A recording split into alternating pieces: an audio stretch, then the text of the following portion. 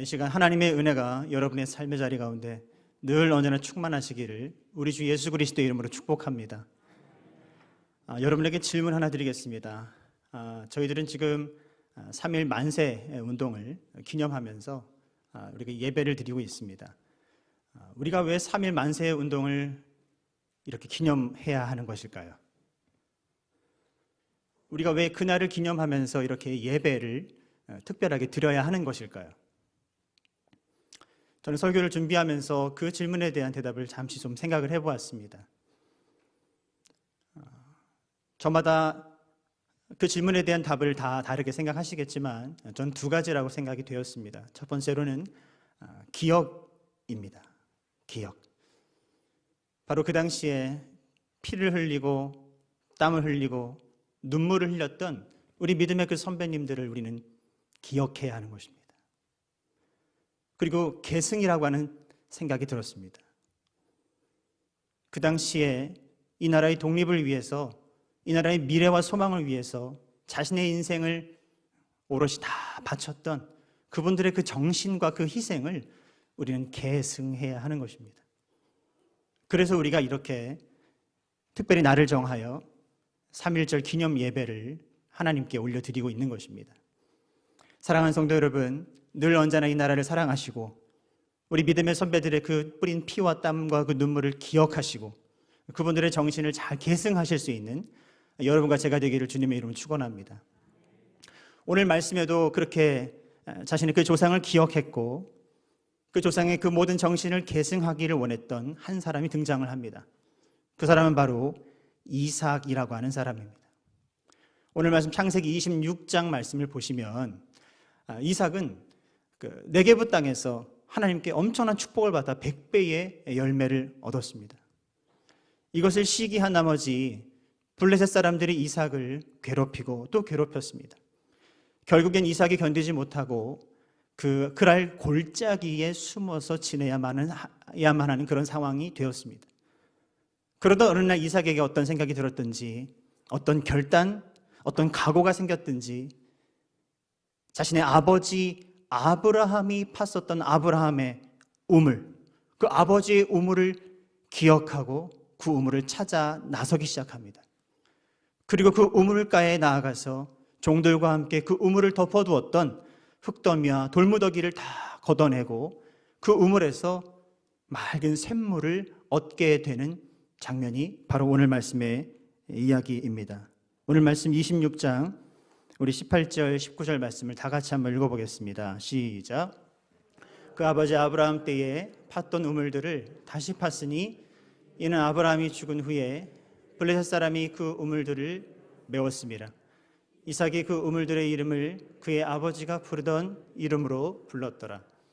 이삭의 종들이 골짜기를 파서 샘 근원을 얻었더니. 할렐루야. 그렇습니다.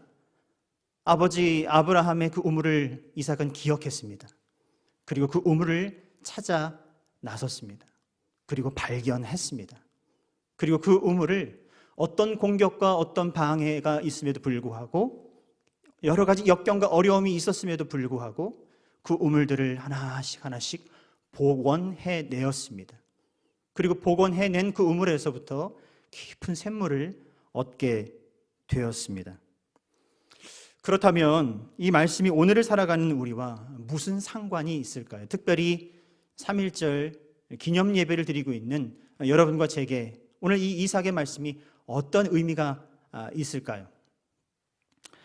이런 질문을 여러분에게 드리고 싶습니다.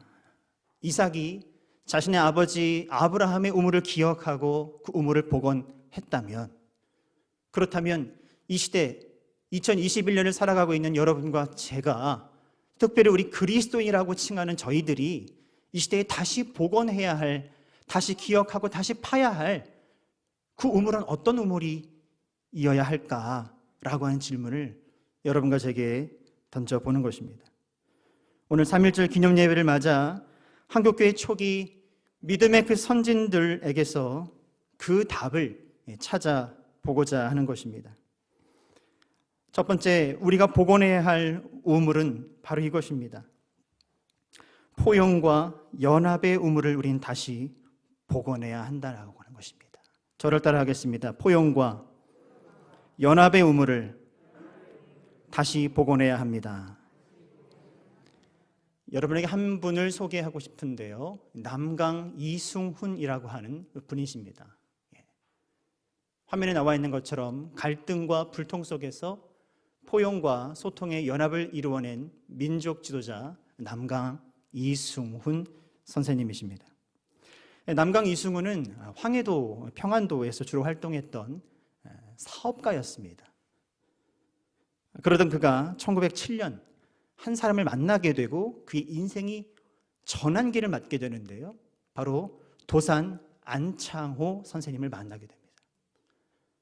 그분의 그 뜨거운 피 끓는 그 연설을 듣고 있는 그 자리에서 각국 세계 정세가 어떻게 돌아가고 있는지를, 그리고 우리 민족이 독립을 하고 더 성장하기 위해서 우리가 구습을 버리고 정리해야 함을, 그리고 이 땅의 다음 세대에게 우리가 미래와 소망을 안겨주어야 하는 그 당위성에 대해서 목놓아 연설하는 그 모습을 바라보고 남강 이승훈 선생님은 자신의 인생의 새로운 소명을 발견하고 도산 안창호 선생님을 따라다니며 그와 교제를 하기 시작합니다.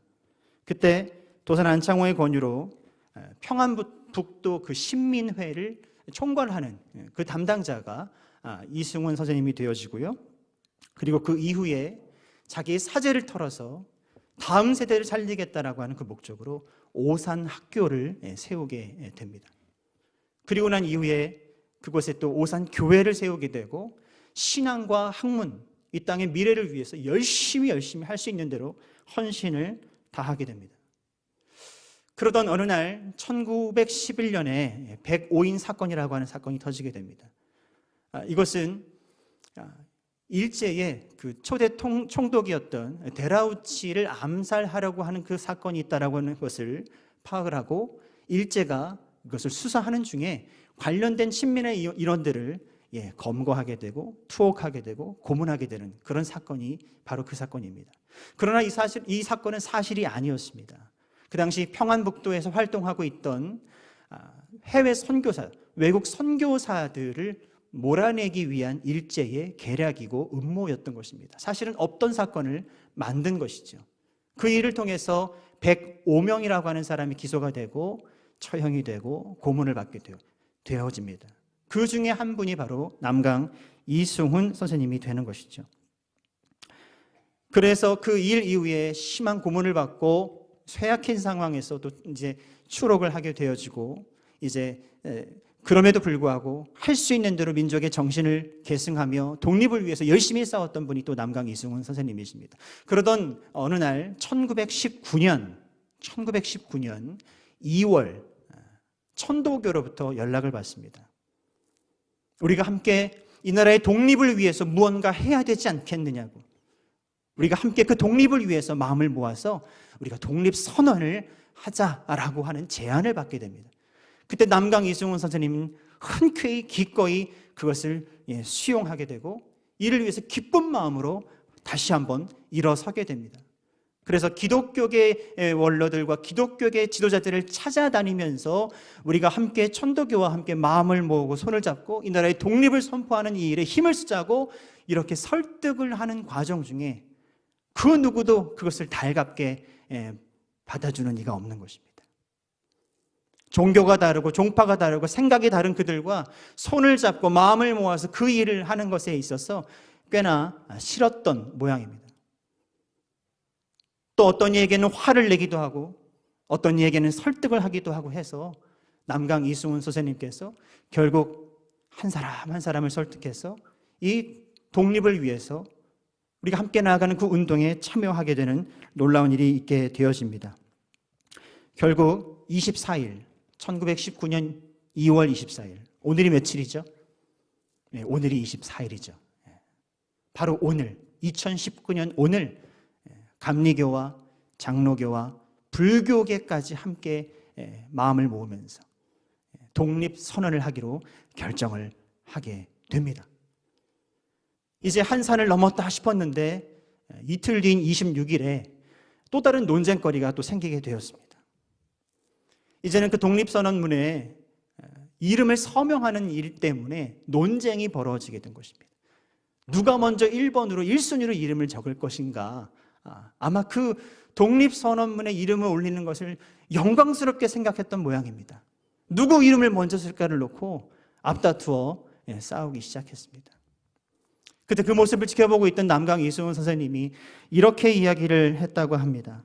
순서는 무슨 순서야? 이거 먼저 죽는 순서야. 죽는 순서. 누굴 먼저 쓰면 어때? 손병희를 먼저 써. 손병희를. 이렇게 화를 내며 그 상황을 정리했다라고 하는 기록을 보게 되었습니다.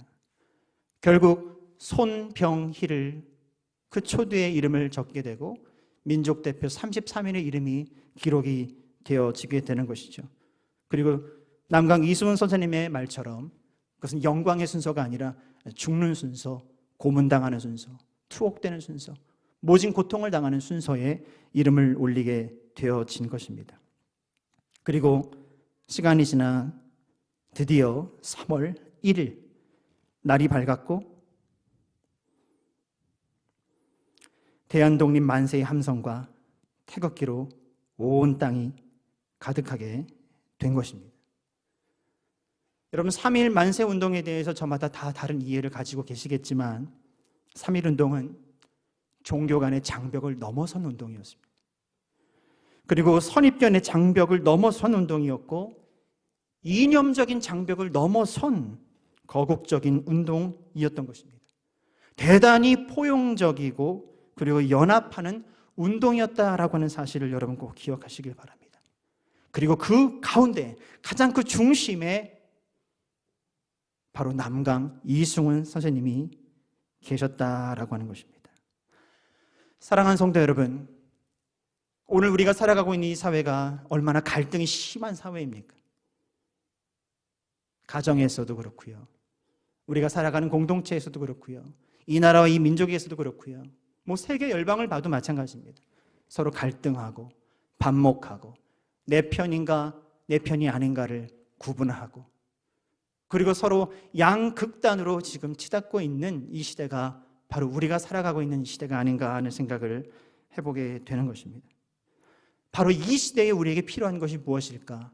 바로 이 시대에 우리가 다시 복원해서 파 올려야 하는 우물이 어떤 우물일까? 그것을 우리 남강 이승훈 선생님을 통해서 우리가 살펴보자면 그것은 바로 포용의 우물, 연합의 우물이 아닐까 하는 생각을 해보게 되는 것입니다. 사랑하는 성도 여러분, 끌어안을 수 있는 저와 여러분 되길 바랍니다. 그리고 나뉘고 쪼개지는 것이 아니라 오히려 하나 되고 연합하는 하나됨을 이루는 그런 여러분과 제가 되기를 주님의 이름으로 축원합니다. 그래서 이해와 소통과 연합으로 정말 새로운 도약으로, 새로운 소망으로, 새로운 미래로 나아갈 수 있는 그런 여러분과 제가 되기를, 또 저희 우리 한국교회가 되기를, 우리 충신교회가 되기를, 이 나라 대한민국이 되기를 우리 주님의 이름으로 축원합니다. 두 번째로 우리가 복원해야 할 우물은 어떤 우물일까요? 바로 말씀과 기도의 우물을 우린 다시 복원해야 합니다. 저를 따라하겠습니다. 말씀과 기도의 우물을 다시 복원해야 합니다. 앞서 남강 이승훈 선생님을 여러분에게 소개해드렸다면 여러분 영계 길선주 목사님을 여러분 아십니까? 말씀과 말씀의 능력과 기도의 불꽃으로 어두운 시대를 밝혔던 영적 지도자 영계 길선주. 우리 길선주 목사님께서는 평양신학교의 1회 졸업생입니다. 목사 안수를 받으시고 난 이후에 모교회였던 장대현 교회의 위임 목사로 사역을 시작하시면서 20여 년 동안 교회를 지키셨습니다. 시간을 훌쩍 넘어 1919년 2월로 가보겠습니다. 1919년 2월 중순에 평소 알고 지내던 남강 선생께서 몸이 쇠약해져서 병원에 입원하였다라고 하는 소식을 듣고 길선주 목사님께서 병문안을 가십니다. 병문안에 가서 남강의 손을 잡고 얼른 일어나시라고 회복하시라고 대화를 나누는 중에 남강이 우리 목사님의 손을 잡고 권면을 하기 시작합니다. 이제 곧 이 나라의 만세 운동이 있을 예정인데 민족 대표 33인 중에 기독교계 인사가 지도자들이 16명인데 우리가 그렇게 계획을 세웠는데 그 16사람 중에 한 사람이 목사님이 되어주시면 어떻겠느냐라고 권면을 합니다. 이 제안을 받고 길선주 목사님은 두렵고 떨리는 마음으로 그 부탁을 기꺼이 수락을 하고 기쁜 마음으로 평양 장대현 교회로 돌아가게 됩니다. 돌아가서 그 장대현 교회에 여전도회 같은 것이죠. 부인 전도회라고 하는 것이 있었는데 부인 전도회 회장이었던 한영신 권사와 또 연합부인전도회, 아마 노예급인 것 같습니다. 연합부인전도회 회장 이신행 권사를 만나 그 한영신 권사와 이신행 권사에게 앞으로 3일 만세 운동이 있을 것을 은밀히 가르쳐주고 그때를 위해서 태극기 수천 장을 준비해달라고 부탁을 하게 됩니다. 그리고 난 이후에 이 3일 만세운동에 길선주 목사님께서 꼭 참석하고 싶었지만 이미 앞서 황해도 지역에 계획이 되어 있던 말씀 사경에 스케줄이 있었습니다. 그래서 자신의 도장과 모든 것들을 그 이승훈 선생님에게 맡겨 놓고서 자신의 이름을 대신 서명해 달라고 부탁을 하고서 황해도로 말씀 사경회를 인도하기 위해서 떠나게 됩니다. 그리고 말씀 사경회를 다 마치고 나니 그날이 딱 3월 1일이었는데 부랴부랴 짐을 싸서 서울로 얼른 달려왔는데 기차역에 내려보니 저녁 6시 이미 아수라장이 되어 있는 그런 상황이었습니다. 자신과 함께 뜻을 같이 했던 그 민족 대표들이 지금 감금되어 있다라고 하는 것을 알고 스스로 조선 총독부에 걸어가 자수를 하게 됩니다.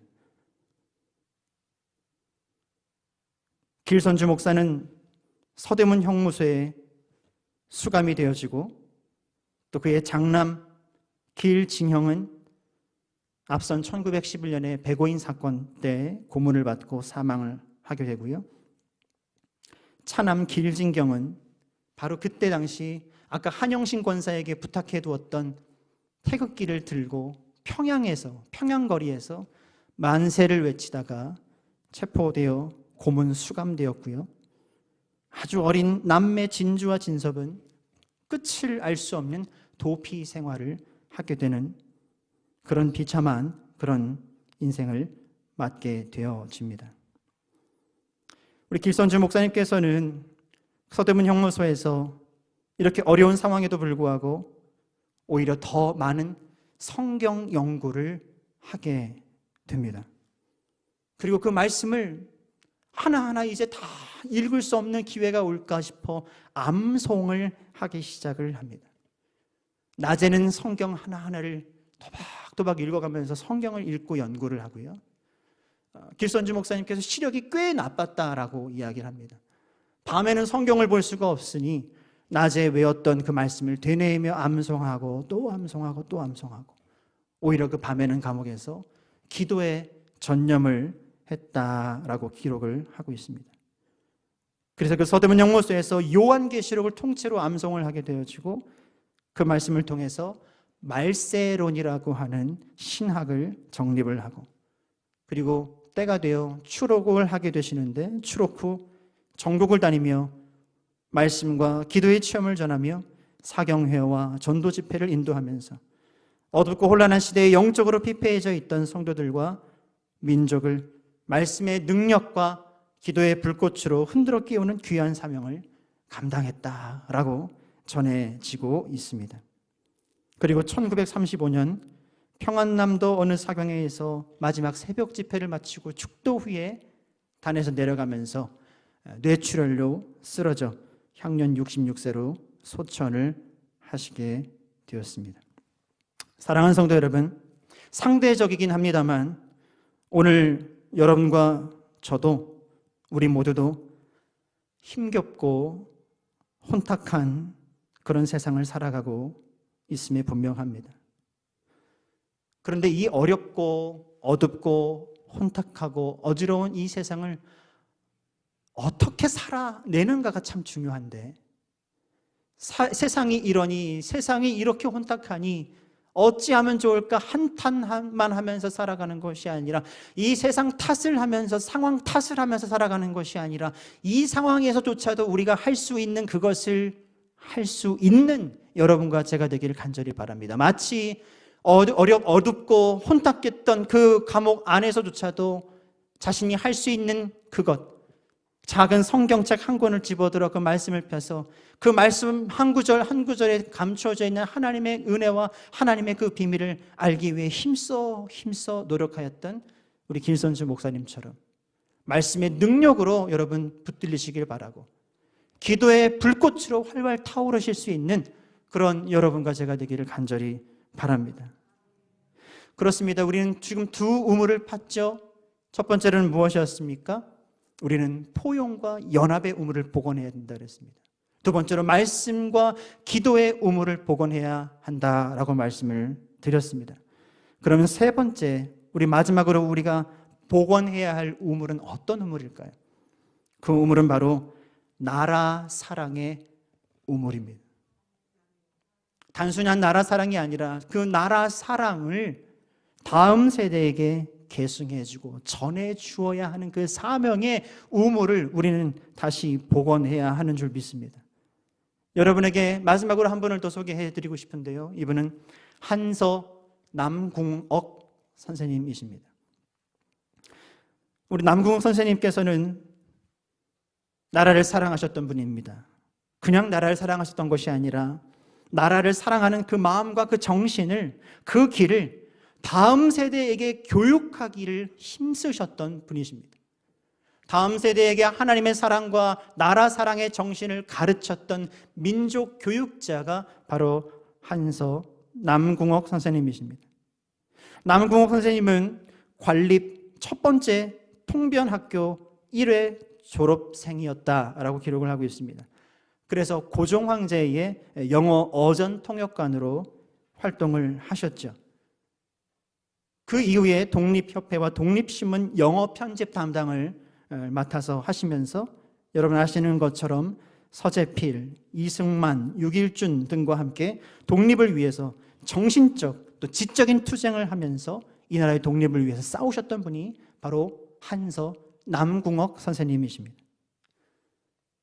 그때 당시 분위기가 그랬다라고 전해지고 있습니다. 3.1운동 그 앞과 그 뒤로 그 어수선한 분위기에 지식인들 또는 민족운동가들이 자신의 고향으로 낙향을 해서 그곳에서 계몽운동을 하고 그곳에서 글을 가르치고 그곳에서 나라와 민족을 위해서 애를 썼다라고 하는 기록이 있는데요, 우리 한서 남궁옥 선생님도 마찬가지로 홍천으로 내려가셔서 그곳에 모곡이라고 하는 교회를 짓고 또 학교를 짓고 그곳에서 말씀을 가르치고 그곳에서 이 나라와 민족의 정신을 가르치고 했던 분이 바로 남궁옥 선생님이십니다.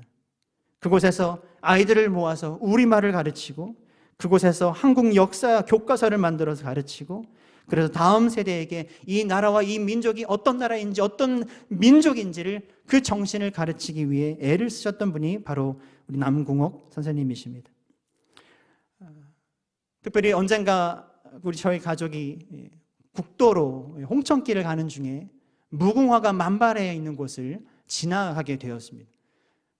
그때 아이들에게 무궁화를 좀 구경시켜주면 좋겠다 싶어서 알지도 못하고 차를 댔는데 그곳이 바로 한서 남궁옥 선생님의 생가가 있는 기념 박물관이었습니다. 정말 저는 무궁화의 종류가 그렇게 다양한지 몰랐습니다. 무궁화가 정말 가득 동산 하나를 채우고 있는 것을 보면서 아이들에게 그 기념비에 새겨져 있는 것들을 읽어주면서 하나하나 가르쳐 주었던 기억이 납니다. 우리 남궁옥 선생님은 그렇게 무궁화 보급 운동에 힘을 썼던 분이십니다. 단순히 무궁화 꽃을 좋아서가 아니라 이 무궁화는 우리나라의 상징, 민족의 정신이었던 것이죠. 그것을 잃지 않으려고 이것을 교육하고 무궁화 모판을 만들어서 전국 교회와 학교에 보급을 했다라고 하는 것입니다. 특별히 남궁옥 선생님이 작사한 찬송가가 있는데 오늘 이 시간 이후에 우리가 함께 부르게 될 찬송가 580장 삼천리반도 금수강산 하나님 주신 동산이라고 하는 우리 가사말의 찬양입니다. 그랬던 우리 선생님께서는 1933년 십자가당 사건에 연루가 되어 나이 7순에 체포가 되어지고 심한 고문을 당하시고 서대문 형무소에 투옥이 되게 됩니다. 그때 다음 세대 양성서였던 이 모곡 학교가 폐교가 되고요. 그리고 선생님께서 그토록 노력하셨던 무궁화는 모두 뽑아져 버리고 그 자리에 벚꽃이 심겨지게 됩니다. 그리고 다시는 이 땅에서 무궁화라고 하는 이름이 불려지지 못하도록 그 단어를 금지하는 조령이 내리게 됩니다. 여러분, 남궁옥 선생님은 앞선 우리 길선주 목사님처럼 목사님도 아닙니다. 아까 말씀을 못 드렸지만 남강 이수홍 선생님께서는 장로님이셨거든요. 우리 남궁옥 선생님은 장로님도 아니었습니다. 그저 한 사람의 성도. 그러나 신앙과 삶의 일치를 추구했던 신실했던 성도 남궁옥이었습니다. 선생님께서 연희전문학교 졸업식 권면사 중에 이런 말을 남기셨다라고 합니다. 들어보십시오. 교문을 나서는 여러분의 발길의 방향은 어디입니까? 내가 산속에 눈길을 걸을 때 생눈을 뚫고 원래 길을 찾아 걸은 것처럼 여러분이 바로 걸어야 뒤에 따르는 사람도 바로 바른 길을 걸을 것이니 본래의 갈 길을 갈 수 있는 사람이 되기를 간절히 바라는 것입니다. 사랑하는 성도 여러분, 나라를 사랑하지 않는 사람이 어디 있겠습니까? 나라를 사랑하지 않는 사람이 어디 있겠습니까? 그런데요, 나라 사랑은 우리 마음으로만 갖고 있으면 조금 부족합니다. 구체적인 우리 삶의 자리에서 우리가 표현할 수 있는 것, 우리가 행동으로 옮길 수 있는 것들을 해서라도 나라 사랑은 우리가 표현해야 하고 각 가정에서 우리 자녀들에게 가르쳐야 하는 것입니다. 구체적인 삶의 자리에서 나라 사랑의 그 열매가 나타나야 하는 것입니다. 그리고 다음 세대에게 나라 사랑의 이 마음과 정신을 우리는 전수해 주어야 할 책임이 마땅히 여러분과 제게 있는 것입니다. 사랑하는 성도 여러분, 다시 말씀으로 본문으로 돌아보면 아버지 아브라함의 우물을 회복했던 그 이삭이 그 우물에서 뭘 얻었죠? 샘물을 얻었습니다. 생수를 얻었어요. 근데 이삭이 얻은 것이 생수만 얻은 것이 아닙니다. 그곳에서 누구를 만나게 되는가? 우리 말씀 24절 말씀 같이 한번 읽어보겠습니다. 24절입니다. 함께 읽겠습니다. 그 밤에 여호와께서 그에게 나타나 이르시되 나는 내 아버지 아브라함의 하나님이니 두려워하지 말라. 내 종 아브라함을 위하여 내가 너와 함께 있어 내게 복을 주어 내 자손이 번성하게 하리라 하신지라. 아멘. 이삭의 아버지 아브라함의 우물을 다시 기억하고 찾아 복원해서 그 우물로부터 얻은 것이 생수만 얻은 것이 아니라 그곳에서 아버지 아브라함과 함께 하셨던 그 여호와 하나님을 만나게 된 것입니다. 그리고 그 하나님께서 이삭의 아버지 아브라함에게 약속해 주셨던 그 축복의 약속을 그 아들 이삭에게 다시 한번 여호와 하나님께서 언약을 갱신해 주시면서 내가 너희 아버지에게 베풀었던 것처럼 내가 너에게도 똑같이 은혜를 베풀어 주겠다라고 약속을 해주고 계십니다. 사랑하는 성도 여러분, 역사를 잊은 민족에게 미래는 없다라고 하는 말을 여러분 다 들어보셨을 것입니다. 우리는 기억해야 합니다. 그리고 계승해야 합니다. 우리 믿음의 선배들이 흘린 그 피를 우리는 기억해야 합니다. 그 땀을 기억해야 합니다. 그 눈물의 기도를 기억해야 합니다. 그 희생을 우리는 기억해야 하는 것입니다. 오늘 우리가 이렇게 좋은 세상에서 우리가 살고 있는 것은, 살아갈 수 있는 그 이유는 여러 가지 이유가 있겠습니다만 저는 근본적으로 이 땅에 그 믿음의 선진들이 앞서 지불해 놓으신 희생의 열매를 우리가 누리고 있는 것이 아닌가 하는 생각을 해보게 됩니다. 우리 남강 이승훈 장로님, 영계 길선주 목사님, 한서 남궁옥 선생님에게서 여러분 느껴지는 성품과 그 정신이 여러분 꼭 누구와 많이 닮지 않았습니까? 그분들에게서 풍기는 이 성품과 그 마음과 전해지는 그 정신이 저는 누구와 꼭 닮았다라고 하는 생각을 이 설교 말미에 하게 되었습니다. 누굴까요? 어떻게 하셨어요? 바로 예수 그리스도입니다. 예수 그리스도.